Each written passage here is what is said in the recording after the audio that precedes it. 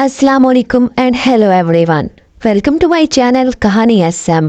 खूबसूरत और खौफनाक कहानियाँ सुनने के लिए चैनल को सब्सक्राइब करके साथ में बेल नोटिफिकेशन को ऑन कर दें। तो आइए सुनते हैं आज की वीडियो में एक ऐसी दोशीज़ा की कहानी जो जिनजाते के बच्चे की माँ बनने वाली थी। अरे इस घर में फ़ोन उठाना जैसे मेरी ही जिम्मेदारी है। कोई पास बैठा हो उठाना गवारा नहीं करता। टेलीफोन की मुसलसल बजती घंटी पर अम्मी किचन से बुड़बुड़ाते हुए निकली। मैं फ़ोन की घंटी और अम्मी की बुड़बुड़ाहट दोनों ही को नज़रअंदाज किए टीवी पर अपना पसंदीदा कुकिंग शो देख रही थी। अम्मी ने मुझे घूरते हुए फ़ोन उठाकर कान से लगाया। थोड़ी देर बाद कहने लगी, ओह इन्ना लिल्लाहि व इन्ना इलैहि राजिऊन। उनके मुंह से निकला तो मेरे कान खड़े हो गए। क्या हुआ अम्मी? अपनी जगह से उठकर मैं उनके करीब चली गई। मेहरुनिसा का इंतकाल हो गया है, अम्मी ने फोन कान से हटाते हुए शिकस्ता लहजे में बताया। क्या? कैसे? मुझे धचका लगा। पता नहीं, तुम्हारी खाला ने इतला दी है, बाकी तफसील तो वहां जाकर ही पता चलेगी। अरे जवान बच्ची थी, जाने कौन सी बीमारी खा गई उसे। अम्मी बहुत रंजीता नजर आ रही थी, आंखों में नमी तैरने लगी। उसका हंसता मुस्कुराता चेहरा मेरी आंखों के सामने आकर ठहर सा गया। प्यारी मेहरुनिसा अब इस दुनिया में नहीं रही, ये सोचकर ही मेरा दिल टूटने लगा था। आंखों से आंसू लड़ी की सूरत बहने लगे। मेरी उससे मुलाकात बड़ी खाला के घर पर हुई थी। वो अपनी माँ के साथ खाला के घर की ऊपरी मंजिल पर तराई पर रह रही थी। दोनों माँ बेटी मजबूर और गरीब थी। एक दूसरे के सिवा उनका कोई सहारा न था। बाप कुछ अरसा बीमार रहने के बाद मर गया। मरने के बाद चचा ने उन दोनों औरतों को घर से निकाल दिया। मेहरू के ननिहाल में कोई था नहीं। मेरी खाला का दिल उनकी कहानी सुनकर पसीज गया। इंतहाई मामूली किराए पर उन्हें अपने पास रख लिया। मेहरुनिसा ने बीए का इम्तिहान दे रखा था, नतीजे के इंतजार में थी। जब नतीजा निकला तो बहुत खुश हुई। मैंने उसकी खुशी उसके साथ मिलकर मनाई। अपनी जेब खर्च से मिठाई मंगवा कर सबका मुंह मीठा करवाया। उसकी माँ भी फूले नहीं समा रही थी। वो जो सबके सामने बहुत खुश थी, तन्हाई पाते ही सिसक पड़ी। क्या हुआ मेहरू? कितने ख्वाब सजाए थे आंखों में कि इतना पढ़ूंगी, कुछ बनूंगी। बाबा को भी बहुत जल्दी थी जाने की। सब कुछ अधूरा और हमें तन्हा छोड़कर चलते बने। उसकी सिसकियों में शिद्दत आने लगी। रेजा रेजा ख्वाबों की किरचियां तो आंखों को लहूलुहान कर दिया करती हैं। उसका भी बुरा हाल था। मैंने बहुत मुश्किल से उसे संभाला। सब्र करो मेहरुनिसा, रब ने ऐसे ही लिख रखा था। किस्मत पर भला किसका जोर चला करता है। तुम कोई नौकरी, मेरा मतलब है स्कूल में उस्तानी लग जाओ या ट्यूशन पढ़ा लो, मसरूफ हो जाओगी। दूसरा खर्चे में सहूलत हो जाएगी। मेरी बात उसकी समझ में जल्दी आ गई। उसने अमल भी कर डाला। मोहल्ले के एक स्कूल में पढ़ाना शुरू कर दिया। शाम में घर पर मोहल्ले के ही 2-4 बच्चे पढ़ने के लिए आने लगे। मसरूफियत ने उस पर बहुत मस्बत असर डाला। रफ्ता रफ्ता वो बिल्कुल नॉर्मल हो गई। हालात को खंदा पेशानी से कबूल कर लिया। मैं गाहे बगाहे उससे मिलने चले जाया करती थी। फिर एक दिन खाला की जुबानी ही पता चला कि मेहरुनिसा की तबीयत खराब रहने लगी है। डॉक्टर से चेकअप करवाया है, मगर उन्हें कुछ समझ नहीं आ रही। मैं बवजह इम्तिहानात उससे मिलने ना जा सकी। इम्तिहानात और प्रैक्टिकल से फरागत के बाद मैं कुछ अयाम के लिए फूफो के घर चली गई। वापस आई तो मुझे मेहरुनिसा की याद ने सताया। अम्मी से जाने की बात की तो वो खफा होने लगी कि तुम तो शुतरे बेमुहार हो चली हो। एक तरफ से आती हो तो दूसरी तरफ को निकल जाती हो। बस एक दिन की तो बात है अम्मी, फिर आपके सारे काम करूंगी। बहुत आराम से खून दूंगी आपको। अम्मी को बमुश्किल मनाकर थोड़ी जिद करके बड़ी खाला के यहाँ चली आई। कहाँ जा रही हो बिटिया? मुझे सीढ़ियों की तरफ बढ़ते देखा तो खाला ने पुकार लिया। खाला, मैं मेहरुनिसा से मिलने जा रही थी। मैंने वहीं पहली सीढ़ी पर खड़े खड़े जवाब दिया। बेटा सरवत और मेहरू तो गुज़िश्ता माही यहाँ से चले गए। खाला के इंकशाफ पर मेरा मुंह खुले का खुला रह गया। कहाँ चली गई मेहरू और क्यों चले गए खाला वो लोग? आपने किराया बढ़ा दिया होगा ना? नहीं बेटा, मैंने तो कुछ भी नहीं कहा उनसे। मेहरुनिसा बीमार रहने लगी थी। उसी की जिद थी कि यहाँ नहीं रहना, दिल घबराता है। माँ उसकी बीमारी की वजह से मजबूर हो गई और चली गई। जाते हुए उदास और बहुत परेशान थी। कोई अता पता नहीं देकर गई खाला? तफसीली पता तो नहीं है मेरे पास बेटा। वो कह रही थी कि मोहल्ला मोहम्मदपुरा में शायद जामिया मस्जिद के करीब घर मिला है। खाला जान ने दिमाग पर जोर डालते हुए जवाब दिया। मैंने कह दिया था बहन, जब चाहो आकर मिल जाया करना। मुझ ज़ईफ से कहाँ आया जाएगा। खाला की बात सुनकर मैं दिल महसूस कर रह गई। इतने कम अरसे में हमारी बहुत अच्छी दोस्ती हो गई थी। इतनी प्यारी दोस्त से दूरी का एहसास दिल में कचोके लगा रहा था। मेरा बस नहीं चल रहा था कि उड़कर उसके पास पहुंच जाऊं। मैं उसे जरूर ढूंढ निकालूंगी, मैंने दिल में अज़्म किया। अभी मैं अपने इरादे पर अमल भी न कर पाई थी कि उसकी मौत की खबर सुन ली। अम्मी, मुझे मेहरुन्निसा को देखने जाना है। लाडू, तुम्हारे अब्बू और भाई भी शहर से बाहर गए हुए हैं, हम तन्हा कैसे जा सकते हैं? अम्मी प्लीज। मैं सिसक पड़ी। अच्छा चलो, हम खाला की तरफ चलते हैं, ज़ैन से कहेंगे हमें आगे ले चले। हम तन्हा औरतें कैसे पहुंच पाएंगी? घर का मुकम्मल पता भी नहीं हमारे पास। अम्मी ने तो फौरन से पेशतर हथियार डाल दिए।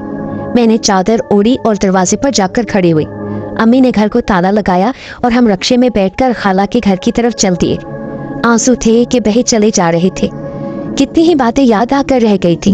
वो खुशमिजाज लड़की, उसकी बातें। ओह मेरी खुदाया, क्यों बुला लिया इतनी जल्दी उसे अपने पास? दिल रब से गिले शिकवों पर उतर आया। अम्मी के कहने पर ज़ैन ने अपनी मोटरसाइकिल हमारे रक्शे के आगे लगा ली। तंग गलियों से गुजरता हुआ रक्शा मेहरू के घर के बाहर जाकर रुका। ज़ैन ने भूरे दरवाजे की तरफ इशारा किया कि ये घर है। उस घर तक पहुंचने में आधा घंटा लगा था और ये आधा घंटा मुझ पर आधी सदी से ज्यादा भारी ठहरा था। रक्शे से उतरकर मैं बर्क रफ्तारी से अंदर की तरफ बढ़ी। दरवाजे से अंदर दाखिल होते ही कदम मन भर के हो गए। खुद को तकरीबन घसीटते हुए आगे तक ले गई। सामने बरामदे के वस्त में वो सफेद चादर ओढ़े सो रही थी। औरतों का हुजूम गफीर उस छोटे से बरामदे में समाया हुआ था। हर आंख जवान मौत पर अश्कबार थी, मगर मेहरू की माँ का रोना बिलखना देखा नहीं जा रहा था, और वो जिसके लिए एक माँ तड़प रही थी वो पुरसुकून सो रही थी। मैं अपने बेजान होते वजूद को तकरीबन घसीटते हुए उसका चेहरा देखने को करीब हुई तो पहली नजर में तुम्हें पहचान ही ना पाई। बिल्कुल जर्द चेहरा, जैसे बदन में रत्ती बराबर खून ना हो। पीली रंगत उसकी बीमारी की चुगली खा रही थी। मुझसे अपने कदमों पर खड़ा रहना दोपहर हो गया। करीब था कि गिर पड़ती। अम्मी ने मुझे पीछे से सहारा देकर बिठा दिया। मैं खामोश आंसू बहाती मुसलसल उसके चेहरे को निगाहों के हिसार में लिए बैठी रही। जाने कौन सी मूजी बीमारी मेरी मासूम दोस्त को खा गई। मेरा दिल फटा जा रहा था। जनाजा उठाने का वक्त आया तो उसकी माँ बेबसी के एहसास से होशो हवास खो बैठी। अपना तो उनका कोई था नहीं, मोहल्ले की औरतों ने संभाला। बदन मेरा भी बेजान सा हो गया। अम्मी ने मुझे हौसला तसल्ली देने की नाकाम सही की। तदफीन से फरागत के बाद सब चलते बने। अब वहाँ खाला सरवत के पास मैं, अम्मी और बड़ी खाला ही रह गई थी। खाला सरवत यानी मेहरुन्निसा की माँ अभी तक नींद बेहोशी में थी। बड़ी खाला रात वहीं रुकने का इरादा रखती थी। मैंने भी अम्मी से रुकने की इजाज़त तलब की। मेरी हालत के पेश नज़र अम्मी ने चारों नाचार हामी भर ली। रात का एक पहर बीत चुका था। खाला सो रही थी और मेहरू की माँ हनूज बेहोशी के आलम में थी। मैं करीब बैठी उनके चेहरे में मेहरू के नकूश तलाश कर रही थी। मेहरू, मेहरू, उनके लब हिले। मैं झट से उनका हाथ थाम कर मजीद करीब खिसक ली। उन्होंने आंखें खोल दी। मेहरू चली गई? उनकी इस्तफहमिया निगाहें मुझ पर मरकूज थीं। मैंने बेबसी से सर हाँ में हिला दिया। दो आंसू पलकों की बाढ़ तोड़ते हुए मेरे दामन में आ गिरे। खाला के आंसू भी तवातर से बहने लगे। वो क्यों चली गई खाला? क्या हुआ था उसे? तुम्हें नहीं पता? तुम्हें तो वो अपना हर राज बताती थी ना। नहीं खाला। मुझे खाला के सवाल पर दचका लगा। वो बेयकीनी से मुझे तके जा रही थी। मैंने नफी में सर हिलाया। मैं शदीद दुख से दो चार थी कि अपनी सहेली की तकलीफ से मैं बेखबर रही। खाला ने अपनी निगाह फेर ली। आंखें किसी गैर मर्रई नुक्ते पर ठहर के। यकदम उसकी तबीयत गिरी गिरी सी रहने लगी थी। बेटा जी हरदम मतलाता रहता था। जो खाती थी कै हो जाती थी। उसकी तबीयत के पेश नज़र मैंने ज़बरदस्ती उससे स्कूल की नौकरी छुड़वा ली। और फिर एक दिन उसने मेरे कान में एक सरगोशी की। उसका इंकिशाफ मेरे रोंगटे खड़े कर गया। मैंने आओ देखा न ताऊ मार मार कर उसे अधमुआ कर डाला। मैं जब मारते मारते थक चुकी तो रोने बैठ गई। उसे कितनी ही बद्दुआएं दे डाली। मुझे किसी तोड़ चैन नहीं आ रहा था। वो फर्श पर गिरी कराती रही। मुझे तरस नहीं आया। उसने बारहा अपनी सफाई पेश करने की कोशिश की। वो कहती रही कि अम्मा मैंने कुछ गलत नहीं किया। अम्मा ऐसा कुछ नहीं है जैसा तुम समझ रही हो। लेकिन मैंने उसकी बात न सुनी। दिल चाहता था उसका गला दबाकर जान से मार डालूं। एक दो बार ऐसा करने की कोशिश भी की, लेकिन ऐसा महसूस हो रहा था जैसे कोई नादीदा पुरअसरार ताकत मुझे ये काम करते हुए रोके हुए है। अगले रोज मैं उसे डॉक्टर के पास ले गई। इरादा था कि उस मुसीबत से जल्द अज जल्द छुटकारा पा लिया जाए। अपने इरादे से मैंने उसे बेखबर ही रखा। पर्ची लेकर अपनी बारी का इंतजार करने लगी। वो निढाल सी मेरे शाने पर सर रखे बैठी रही, आंखें बंद थीं। उसका चेहरा देख देख कर मेरा दिल होल रहा था। जर्द चेहरा, आंखों के गिर्द स्याह हल्के नमूदार हो रहे थे। हमें मुआयने के लिए पुकारा गया। नकाहत के मारे वो ठीक से चल भी नहीं पा रही थी। मैं उसे सहारा देकर लेडी डॉक्टर के कमरे में ले गई। डॉक्टर ने नर्स को इशारा किया तो वो मेहरू को पर्दे की दूसरी जानिब ले गई। मुझसे कोई बात किए बिना ही डॉक्टर भी उठकर पर्दे के पीछे चली गई। कुछ देर उसका चेकअप करती रही। मेहरू के साथ सवाल जवाब का सिलसिला भी जारी था, जो मैं कोशिश के बावजूद भी सुन न सकी। दिल घबरा रहा था कि जाने मेहरू डॉक्टर से क्या कह डाले। मुझे बदनामी का खौफ का चौके लगा रहा था। कुछ देर बाद डॉक्टर ने वापस आकर अपनी निशिस्त संभाली। मेहरू भी छोटे छोटे कदम उठाती मेरे बराबर आ बैठी। डॉक्टर मेज पर झुकी कुछ कहने लगी। कमजोरी हद से ज्यादा है, फूड पॉइजन का भी मसला है। ये मैंने कुछ दवाएं लिख दी हैं, दवा बाकायदगी से लेनी है। परेशान होने की जरूरत नहीं, इंशाल्लाह तबीयत जल्द संभल जाएगी। डॉक्टर ने तसल्ली आमेज अल्फाज की अदायगी के साथ पर्चा मेरी जानिब बढ़ा दिया, जिसे मैंने कपकपाते हाथों के साथ थाम लिया। तुम बाहर चलो, मैं डॉक्टर साहिबा के साथ बात करके आती हूँ। मैंने मेहरू को कोने से टहुका देते हुए बाहर जाने का इशारा किया। मेहरू ने उठने की कोशिश की, लेकिन उठ न सकी तो नर्स जल्दी से आगे बढ़ी और सहारा देकर उसे उठाया और अपने साथ बाहर ले गई। उसके बाहर निकलते ही मेरी आंखें बरसने लगी। डॉक्टर साहिबा, इसके मर्द ने इसे छोड़ दिया है। उस जालिम इंसान ने इसकी हालत का भी लिहाज नहीं किया। मैं नहीं चाहती कि मेरी बच्ची उस कमसर्फ इंसान के बच्चे को जन्म दे। आप इस बच्चे को जाया कर दीजिए, आपकी मेहरबानी होगी। आप किस बच्चे की बात कर रही हैं माँ जी? उसने सपाट लहजे में कहा। मैं एक लम्हे को रोना भूल गई। मेहरू निसा की कोख में पलने वाला बच्चा। आपने पहले किसी जगह चेकअप करवाया है? किसने कह दिया कि वो माँ बनने वाली है? किसी ने आपसे गलत बयानी की है। वो तो उम्मीद से नहीं है। उसकी कोख पे कोई बच्चा नहीं है, बस जिस्मानी कमजोरी है। अच्छी खुराक दीजिए, जल्द ठीक हो जाएगी। अपनी बात मुकम्मल करने के बाद उसने नर्स को दूसरे मरीज को लाने का इशारा कर दिया। मैं उलझ कर रह गई कि आखिर मामला क्या है। मेहरू को लेकर घर आई। मैं उससे बात करना चाहती थी, मगर उसकी हालत ठीक ना थी। हालत ठीक होने का इंतजार भी नहीं किया जा सकता था। यह मामला मुझे पुरअसरार सा लग रहा था। मेरी उलझन हर गुजरते पल के साथ बढ़ती चली जा रही थी।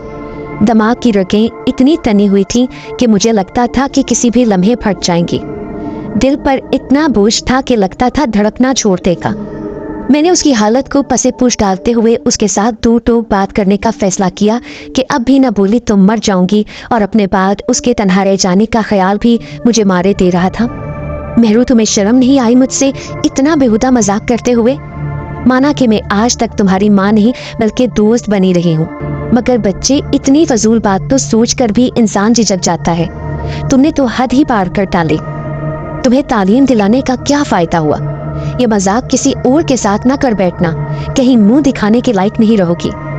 वो बिस्तर पर नीम दराज मुझे बेयकीनी से देखे जा रही थी। मैंने कौन सा मजाक कर डाला आपके साथ जो आप इतनी बरहम हो रही हैं अम्मी?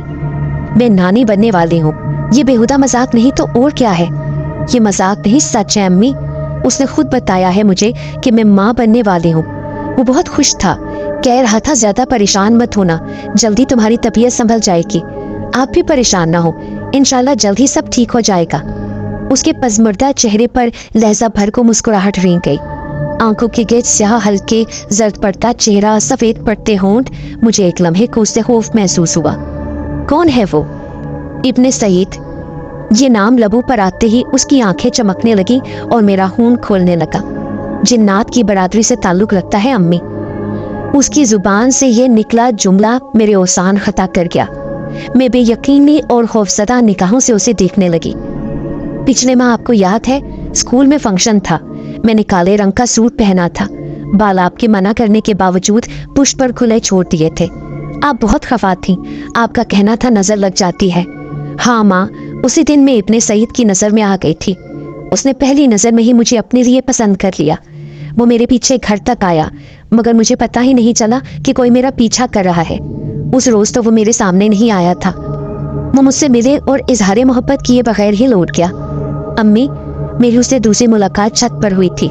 आपको याद है, आप बाजार गई थी, आपको वापसी पर काफी देर हो गई थी। मैं छत पर चढ़ गई थी, यूं ही मौसम का मजा ले रही थी कि मेरी निगाह साथ वाली छत पर पड़ी जहाँ खूबरू नौजवान मुझे घूर रहा था।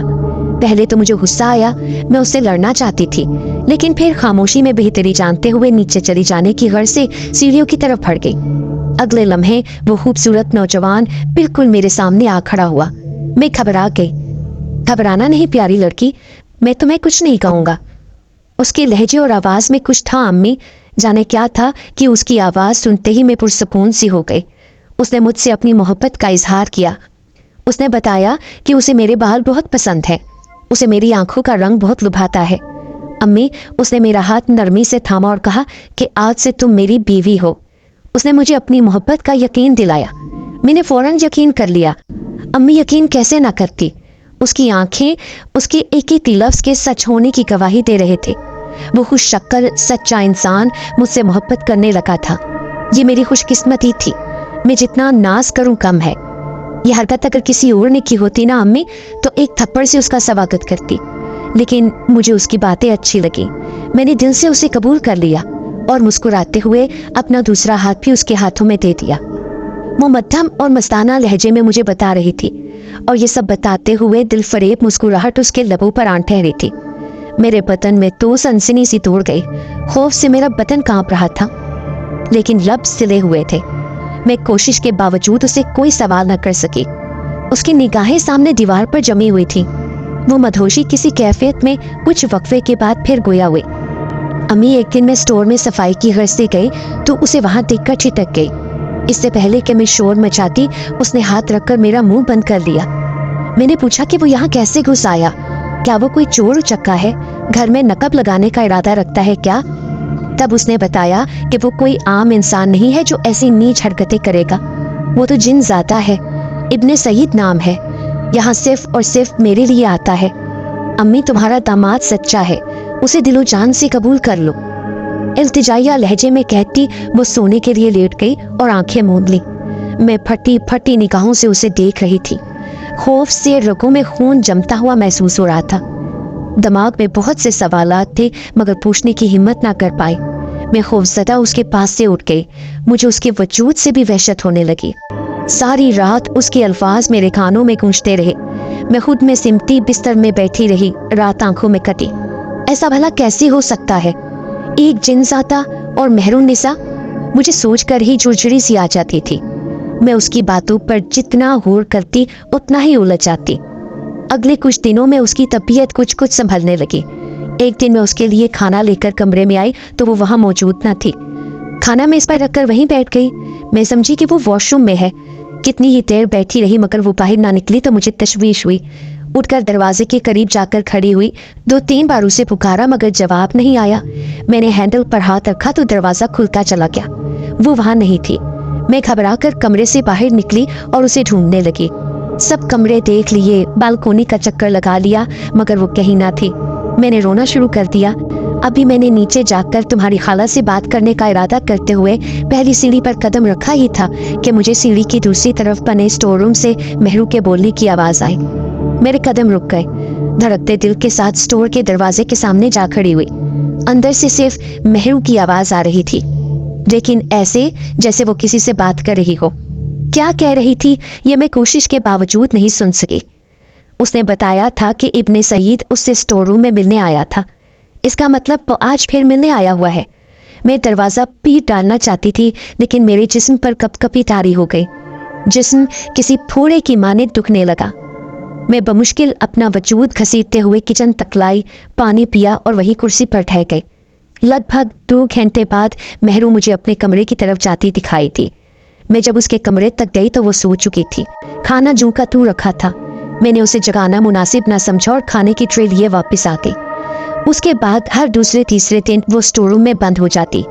कई घंटे वो बंद रहती। मैं दस्तक देने तक की जिसारत न कर पाती। जितनी देर दरवाजा बंद रहता मैं जले पैर की बिल्ली की माने इधर उधर चकराए फिरती रहती। कभी जाए नमाज बिछा कर सजदे में गिर पड़ती, कभी तस्बीह फेरते रोती रहती। मेरी बेबसी इंतहा पर थी। مجھے کچھ سمجھ نہیں آ رہی تھی کہ کس سے بات کروں، اپنا مسئلہ کس سے کہوں۔ بیٹی کے بدنام ہو جانے کا ڈر تھا، اور ایک ماں کبھی نہیں چاہے گی کہ اس کی بیٹی کے متعلق کوئی اوٹ پٹانگ بات ہو۔ بہت سوچ بچار کے بعد میں اس نتیجے پر پہنچی کہ اس سے پہلے کہ اس کا مرض لاعلاج ہو جائے، اسے نفسیات کے ڈاکٹر کے پاس لے جانا چاہیے۔ جنات پر یقین تو تھا، مگر مہرو کی سنائی کہانی پر یقین نہیں آتا تھا۔ دل میں ایک عجیب سا ڈر تھا اور اسٹور روم سے خوف آنے لگا تھا۔ میں عجیب مشکل سے دوچار ہو چکی تھی۔ آخر تھک ہار کر اسے ماہر نفسیات کے پاس لے گئی۔ استطاعت نہ ہونے کے باوجود میں اسے شہر کے اچھے نفسیاتی ڈاکٹر کے پاس لے گئی۔ بہت ہمت جمع کر کے اسے ساری صورتحال بتا ڈالی۔ میں اپنی بیٹی کا راز کسی سے نہیں کہنا چاہتی تھی، لیکن اس کے سوا کوئی چارہ نہ تھا۔ پہلے تو وہ کتنی ہی دیر دم ساتے پھٹی پھٹی نگاہوں سے ہمیں دیکھتا رہا۔ شاید اس کے پاس اس نوعیت کا یہ پہلا کیس آیا تھا۔ معاملہ کافی گمبھیر لگ رہا ہے، لیکن آپ فکر مت کیجیے، اللہ بہتر کرے گا انشاءاللہ۔ یہ میں کچھ ادویات لکھ کر دے رہا ہوں، خیال رکھیے گا، باقاعدگی سے دینی ہے۔ میں اس پر جھکے وہ کچھ لکھتا رہا۔ تھوڑی دیر بعد سر اٹھایا، ادویات کے نام، ان کا طریقہ کار سمجھا کر اس نے پرچہ میری طرف بڑھا دیا۔ میرا خیال تھا کہ وہ مہرو سے سوال جواب کرے گا، اسے سمجھائے گا کہ جو کچھ وہ دیکھ رہی ہے یہ اس کا وہم ہے، ابن سعید کا کوئی وجود نہیں، مگر یہاں ایسا کچھ نہ ہوا۔ مجھے خاصی مایوسی ہوئی، ایسا محسوس ہوا کہ میں نے پیسے ہی ضائع کیے ہیں۔ میں ادویات لے کر گھر آ گئی۔ ادویات بھی کافی مہنگی تھی۔ ادویات باقاعدگی سے دینے کے باوجود مہرو کی حالت ہنوز ویسی ہی تھی، بلکہ اب تو اس کی ابن سعید سے ملاقات کا سلسلہ روزانہ شروع ہو چکا تھا۔ وہ ہر روز 2-3 گھنٹے اسٹور روم میں گزارنے لگی۔ میں اسے روکنے کی صحیح کرتی تو میری عجب حالت ہو جاتی۔ کوئی پراسرار سا خوف کھیل لیتا، جسم میں بخار کسی کیفیت پیدا ہو جاتی اور غنود کی چھانے لگتی۔ ایک پریشانی مزید پیدا ہو گئی تھی۔ اس کی جسامت میں تو کوئی فرق نہیں آیا تھا، مگر چال میں خاصا بدلاؤ پیدا ہو گیا تھا۔ وہ کمر پر ہاتھ رکھے دھیرے دھیرے قدم اٹھاتی، جیسے سچ مچ امید سے ہو۔ ڈاکٹر نے 15 دن کے بعد آنے کو کہا تھا۔ میں 12 دن بعد ہی اس کے سامنے بیٹھی تھی اور روتے ہوئے اسے نئی مشکل سے آگاہ کر رہی تھی۔ یہ کیس اس کی سمجھ سے بالاتر دکھائی دے رہا تھا۔ کیس خاصا پیچیدہ ہے۔ مریضہ کا مرض خطرناک حد تک بڑھ چکا ہے۔ لگتا ہے آپ کی بیٹی خوفناک کہانیاں پڑھنے اور ڈراؤنی فلمیں یا ڈرامے دیکھنے کی شوقین ہے۔ ایسی چیزیں حد سے زیادہ دیکھنے کا اثر دماغ پر ہو گیا ہے۔ اکثر حالات میں حد سے تجاوز دماغی خلیوں کو متاثر کر دیتا ہے۔ ڈاکٹر نے اپنے تئیں اس مرض کا سبب بیان کیا۔ جہاں تک مجھے یاد ہے مہرو نے ایسا کوئی ڈرامہ فلم کبھی نہیں دیکھا، نہ وہ مطالعے کا شوق رکھتی تھی۔ میں نے یہ بات ڈاکٹر کو بھی بتائی۔ اچھا ایسا کریں، مہرو نسا کو ہسپتال میں داخل کروانا پڑے گا۔ وہ علاج اپنے زیر نگرانی کرنے کا ارادہ رکھتا تھا۔ میں نے فوراً حامی بھر لی۔ مہرو کو ہسپتال منتقل کر دیا گیا۔ میں بھی اس کے ساتھ وہیں رہنے لگی۔ امی میں بالکل ٹھیک ہوں، مجھے کچھ نہیں ہوا۔ کیوں ہر وقت میرے لیے پریشان ہوتی رہتی ہیں؟ خدا کا واسطہ گھر واپس چلیں۔ ابن سعید روزانہ آتا ہوگا، مجھے نہ پا کر کتنا پریشان ہوتا ہوگا۔ امی پلیز گھر واپس چلیں۔ تیسرے دن وہ میرے آگے ہاتھ جوڑے بھی لگ پڑی۔ مجھ سے اس کی حالت دیکھی نہ جاتی تھی، لیکن میں نے دل کڑا کر کے اسے ڈانٹ دیا۔ وہ منتیں کرتی رہی اور میں نظر انداز کرتی رہی۔ ایک رات وہ ہسپتال سے جانے کیسے فرار ہو گئی۔ میں وضو کرنے گئی کہ اس کے پاس بیٹھ کر قرآنی آیات پڑھوں گی۔ واپسی پر اسے اپنے بستر پر نہ پا کر میں پریشان ہو گئی۔ آس پاس سبھی سے پوچھا، سب نے لا علمی کا اظہار کیا۔ میں بدحواسی کے عالم میں گھر کی طرف بھاگی۔ یقین محکم تھا کہ وہ گھر ہی گئی ہے۔ گھر میں داخل ہوئی تو اگربتی کی تیز بو میرے نتنوں سے ٹکرائی۔